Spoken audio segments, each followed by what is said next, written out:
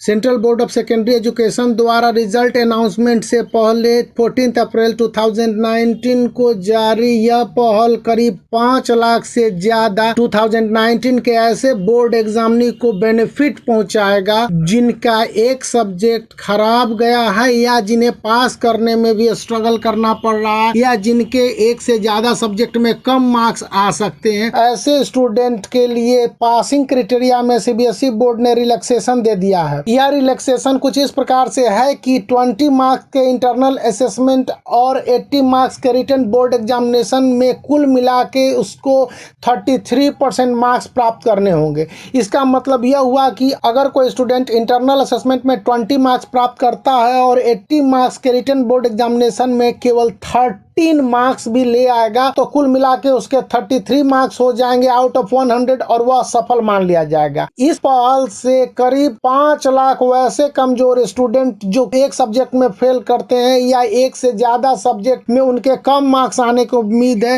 उनको काफी बेनिफिट मिलेगी और वह बहुत आसानी से सफल हो जाएंगे। सीबीएसई की इस पहल का एक सबसे बड़ा मकसद यह है कि 2019 के बोर्ड एग्जामिनेशन में जो डिफरेंट सब्जेक्ट के पेपर का लेवल अलग अलग था, तो मॉडरेशन की पॉलिसी को छोड़ते हुए स्टूडेंट को उसके हिसाब से मार्क्स अवार्ड किया जाए ताकि मैक्सिमम स्टूडेंट पास कर सके और उनके फेल करने की दर घटे, क्योंकि पिछले साल करीब 1.5 लाख से ज्यादा क्लास 10th के स्टूडेंट को कंपार्टमेंट लगा था। तो इन बुरी स्थितियों से बचाने के लिए सीबीएसई की यह नई पहल काफी योगदान करने वाली है। In case of candidate being absent in practical और इंटरनल असेसमेंट, एक और इसके साथ जो सबसे बड़ी घोषित की गई कि यदि स्टूडेंट प्रैक्टिकल और इंटरनल असेसमेंट में एब्सेंट होता है तो उसका मार्क्स को 0 घोषित किया जाएगा, यानी कि उसको कंपलसरी मार्क्स नहीं दिए जाएंगे और उसके मार्क्स नॉट पाउंडेड होंगे।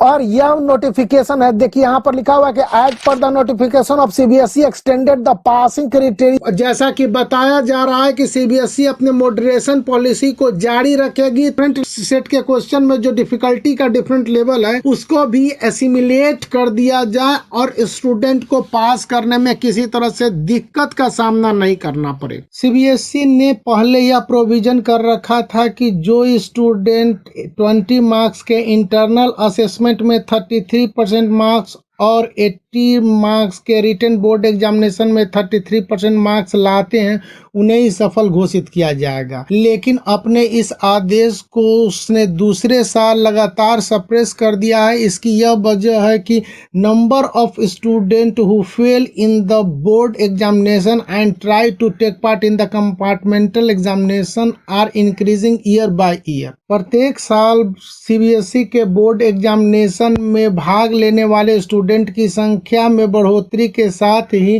फेल करने वाले स्टूडेंट की संख्या भी बहुत तेजी से बढ़ रही है। जैसा कि अपुष्ट स्रोतों का कहना है कि फेल करने वाले स्टूडेंट की संख्या 10 से 15% के बीच में है और ऐसे स्टूडेंट जो कम मार्क्स लाते हैं या उनका ग्रेड बहुत नीचे रहता है, इसकी संख्या भी 5% तक बताई जाती है और यह पिछले कई सालों से लगातार बढ़ती जा रही है। इसकी सबसे बड़ी वजह है कि नंबर ऑफ बोर्ड एग्जामिनी के बढ़ने के साथ साथ पढ़ाई का लेवल भी बदलता जा रहा है और क्वेश्चन भी स्टैंडर्डाइज होता जा रहा है। लेकिन सीबीएसई बोर्ड के एफिलिएटेड स्कूल में उसी स्टैंडर्ड से पढ़ाई की एबिलिटी नहीं बढ़ती जा रही है।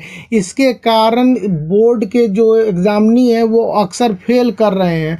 स्टूडेंट डिप्रेशन में चले जाते हैं और बहुत कदम उठा लेते हैं जिनसे बोर्ड की छवि पर सबसे नकारात्मक असर पड़ता है। बोर्ड नहीं चाहता है कि किसी तरह की परेशानी एग्जामिनेशन के रिजल्ट निकलने के बाद हो।